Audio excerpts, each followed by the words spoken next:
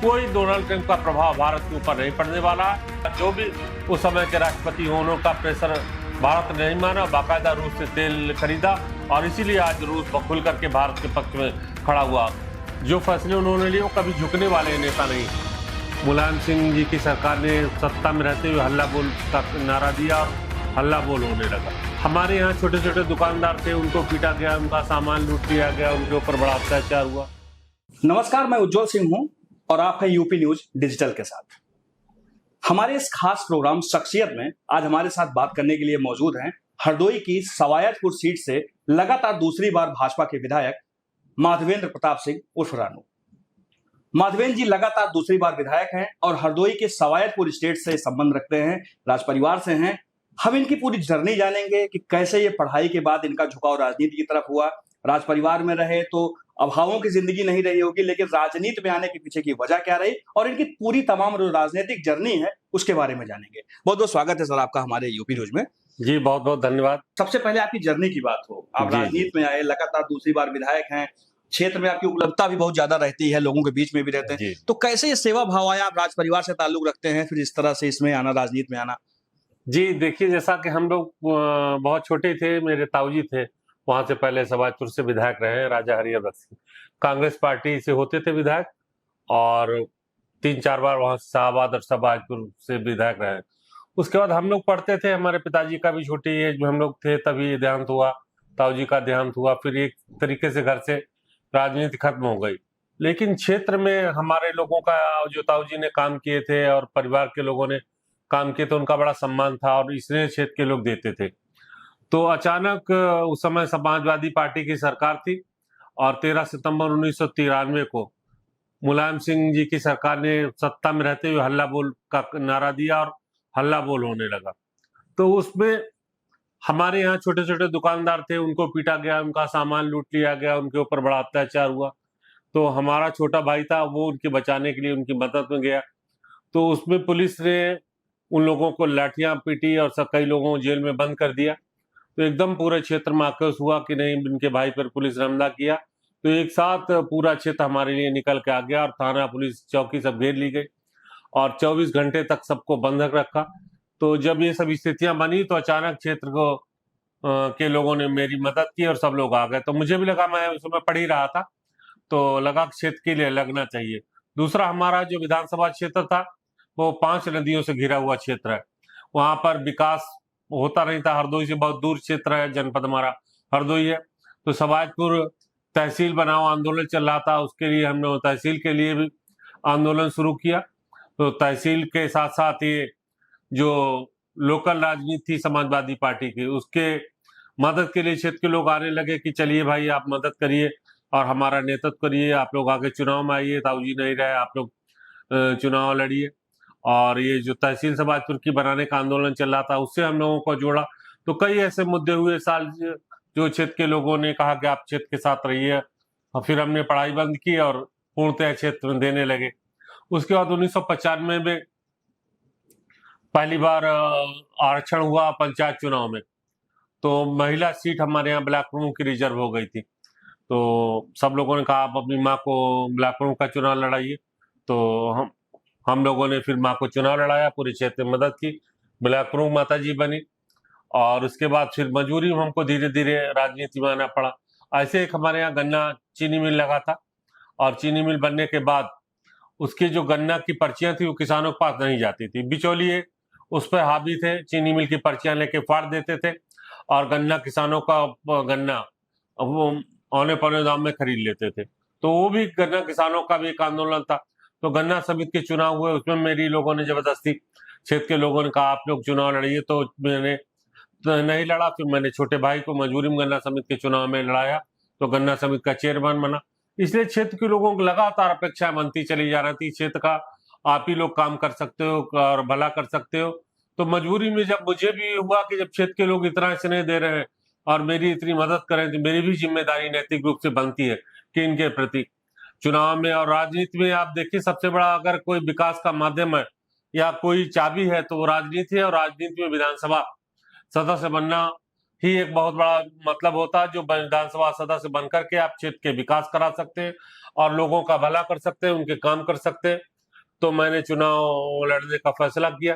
2007 में मैंने बीजेपी से टिकट मांगा था, उस समय बीजेपी ने टिकट मुझे नहीं दिया, फिर भी मैंने पार्टी की मदद की।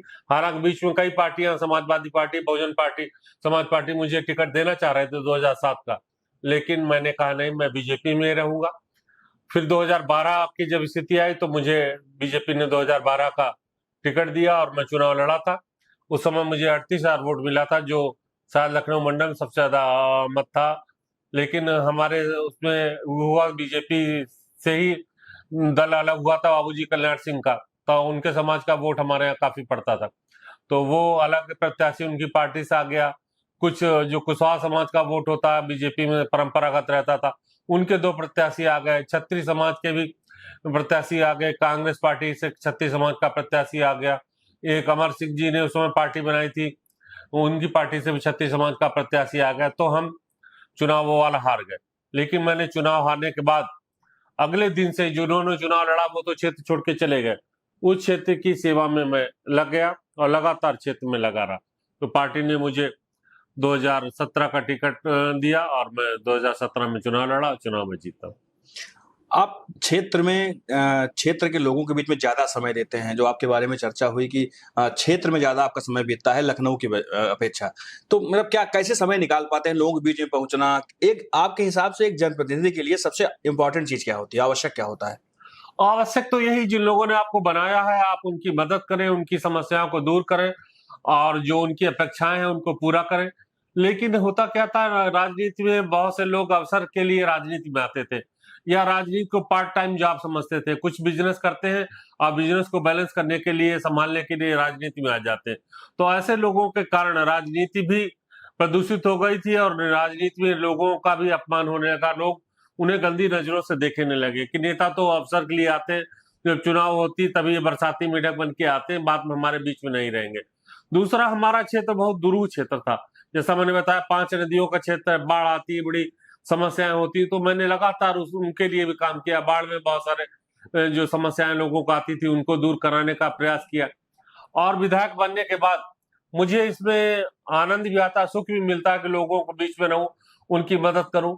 और बहुत से लोग जब विधायक बन जाते हैं तो अपना निवास जिला मुख्यालय पे बना लेते हैं या राज्य मुख्यालय पे बना लेते हैं, लेकिन मैंने विधानसभा के अंदर ही अपना निवास रखा।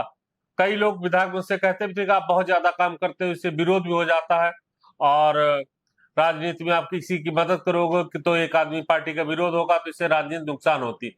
बहुत ज्यादा समय क्षेत्र में देना अच्छा नहीं होता। आप चुनाव से 1 साल पहले लगिए, बाकी लखनऊ बैठिए और ज्यादा समय क्षेत्र में दीजिए, संडे के संडे जाया करिए, इस तरीके का काम करिए। लेकिन मैंने जब महसूस किया कि तो मुझे मेरी अंतरात्मा गवारा नहीं कर रही थी कि मैं, जिन लोगों ने मुझे चुना अपने भले करने के लिए, और मैं उनकी अनदेखी करूं और अपने आराम करने के लिए या सुख सुविधा के लिए मैं क्षेत्र में कम समय दूं, तो मैंने कहा ये नहीं होगा, मैं बराबर समय दूंगा। और जो ये कहते थे कि इससे विरोध होता है क्षेत्र में ज्यादा रहने से, मैंने उसको भी खाई को पाटने का प्रयास किया।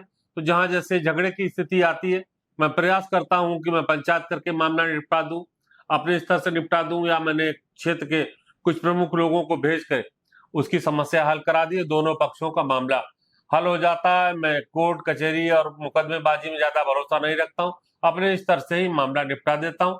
तो उसका मुझे लाभ भी मिला। जिस गांव में 4 पार्टियां, तो आज चारों पार्टियां हमारे साथ आ गई। मेरे साथ सामाजिक रूप से भी सभी जातियों के लोग आ गए, तो क्षेत्र में रहने का बड़ा लाभ भी है और वो लाभ मुझे मिला भी। सर, एक सवाल, वर्तमान में जो घटनाएं चल रही हैं, जो माहौल है देश का, उस पर एक सवाल करना है। जी। जैसे पहलगाम में टेरर अटैक हुआ, उसके बाद भारतीय सेना ने जवाब दिया, सरकार भी सख्ती से पेश आई और सेना ने जवाब दिया पाकिस्तान को। लेकिन उसके बाद फिर सीज फायर हो गया। हो सकता है देश की जनता कुछ और चाहती हो कि पाकिस्तान को, क्योंकि देश की जनता गुस्से में थी जो घटना हुई थी पहलगाम में। उसके बाद से लगातार विपक्ष हमलावर है सरकार पे, कि तमाम राजनीतिक दलों के लोग, अखिलेश यादव ट्वीट कर रहे हैं, फिर राहुल गांधी ट्वीट कर रहे हैं, मतलब तमाम विपक्षी दलों के जो लोग हैं वो लगातार सरकार को टारगेट कर रहे हैं सीज फायर को लेकर के। देखिए, जो विपक्ष के लोग इसको टारगेट कर रहे हैं या गलत बता रहे हैं, मैं समझता हूं कि वो गलत कर रहे हैं। कोई भी व्यक्ति युद्ध नहीं चाहता है, युद्ध अच्छा भी नहीं होता किसी भी समाज के लिए, और युद्ध से बहुत बड़े नुकसान भी होते हैं। जो लोग आज बुराई कर रहे हैं अगर एक महीने भी युद्ध छिड़ जाता तो यही लोग कहते कि नहीं, युद्ध गलत कर दिया। आज आप देखें, इजराइल फिलिस्तीन का युद्ध चल रहा है, लोग उसका विरोध करने लगे। यूरोप, रूस और उसका यूक्रेन का युद्ध चल रहा, वहां पर अब 3 साल से युद्ध खत्म नहीं कर पाए। हमारे प्रधानमंत्री जी ने बहुत अच्छा निर्णय लिया, कोई युद्ध नहीं उन्होंने किया था। जो हमलावर थे और जो आतंकवादी बनकर हमारे देश पे आए थे, जिन्होंने हमारी बहनों का सुहाग लूटा, तो उनकी सिंदूर की रक्षा के लिए ऑपरेशन सिंदूर चलाया गया। और ऐसा ऑपरेशन सिंदूर चला कि पूरे पाकिस्तान में सिंदूर ही सिंदूर दिखाई पड़ा। और इस सिंदूर से पाकिस्तान की हालत खराब हो गई। ये केवल युद्ध नहीं था, सर्जिकल स्ट्राइक टाइप की हल्की एक स्ट्राइक थी, जो आतंकवादियों के ऊपर स्ट्राइक की गई थी। विपक्षी लोग ये जो प्रचार कर रहे हैं, ये युद्ध नहीं था, और उसमें हमें सफलता मिली। हमने उनके हौसले पस्त किए, हमने 100 आतंकवादी मारे, उनके आतंकवादी अड्डे तबाह कर दिए, उनके सैन्य प्रतिष्ठानों को नुकसान पहुंचाया, सैन्य अड्डे उनके 13 नुकसान पहुंचे। तो सीमित संसाधनों के बाद, सीमित एक स्ट्राइक के बाद हमने इतना बड़ा उनका नुकसान कर दिया। पूरी दुनिया आज देख रही है कि भारत के शक्ति को, भारत के साहस को, हमारे सैनिकों का है उनका अदम्य साहस को दुनिया सराहना कर रही है कि भारत की सेनाएं, हमारे सैनिक दुनिया के सबसे अच्छे सैनिक हैं। और जो हमारे भारत में सामान बना मेक इन इंडिया के आधार पर, आज उसको भी हमने दुनिया में सर्वश्रेष्ठ ठहराया है। क्योंकि चाइना के डिफेंस सिस्टम थे, अन्य देशों के जो डिफेंस सिस्टम थे पाकिस्तान के पास, वो डिफेंस सिस्टम बिल्कुल नष्ट हो गए। हमने रूस का S-14 400 जो डिफेंस सिस्टम लाए, वो रूस में पूरा कारगर नहीं है। आप देखेंगे रूस में ड्रोन अटैक हो जाते हैं, लेकिन हमारे यहाँ इतने सारे ड्रोन छोड़े गए, एक भी ड्रोन हमारे ऊपर अटैक नहीं कर पाया, हमारा नुकसान नहीं कर पाया।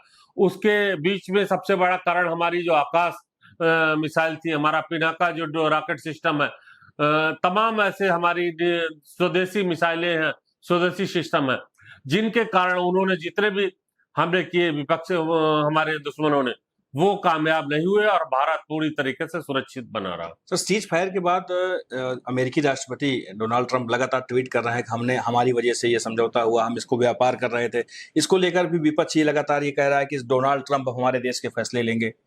डोनाल्ड ट्रंप फैसले लेते तो मोदी जी से कड़ा कोई नेता मैं समझता नहीं हूँ।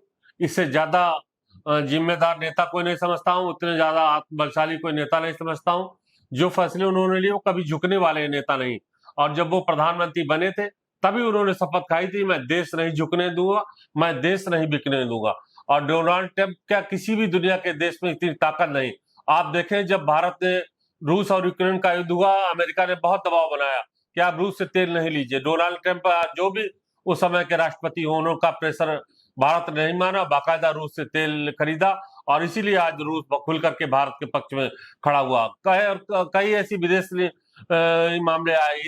ईरान के साथ हमारी संधि है और ईरान के ऊपर तमाम उन्होंने प्रतिबंध लगाए, लेकिन भारत ईरान से तेल भी ले रहा, ईरान की मदद भी कर रहा। कोई डोनाल्ड ट्रंप का प्रभाव भारत के ऊपर नहीं पड़ने वाला है। न हमारा नेता इतना कमजोर है जो किसी के दबाव में आए। आज भारत तो स्वयं आत्मबलशाली भारत है और दुनिया को नेतृत्व करने वाला भारत हमारे प्रधानमंत्री जी ने बनाया। मैं उनका बहुत सम्मान करता हूं और ऐसा नेता भारत को मिला है। ये भारत के 140 करोड़ देशवासियों को गौरव है, जो इस देश को झुकने नहीं दे रहे, इस देश को बिकने नहीं दे रहे। मैं इस बात का समर्थन नहीं करता हूं कि डोनाल्ड ट्रंप का कोई प्रभाव है या दबाव है हमारे प्रधानमंत्री के ऊपर। बहुत बहुत धन्यवाद आपका हमारे साथ जुड़ने के लिए। हमारे साथ हरदोई के सवायतपुर से विधायक मानवेंद्र प्रताप सिंह थे, जिन्होंने बताया कि किसी तरह से युद्ध जायज नहीं था। अगर सीज फायर हुआ है तो ये देश हित में हुआ है, लोगों के हित में हुआ है। फिर मिलेंगे एक नई शख्सियत के साथ, तब तक ये दीजिए इजाजत। नमस्कार। बहुत बहुत धन्यवाद। नमस्कार।